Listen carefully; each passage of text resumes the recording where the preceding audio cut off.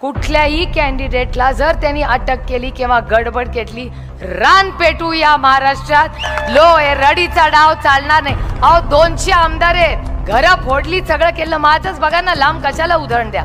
एवढा काश्मीर टू कन्याकुमारी त्यांचा पक्ष, एवढी मोठी त्यांची ताकद, त्यांना एक कॅन्डिडेट माझ्या विरोधात, एक कॅन्डिडेट मिळू नये त्यांच्याकडे, एक। एवढं करून आमच्या घरात फोडलं, आमच्या घरातलाच कॅन्डिडेट माझ्या उभा केला।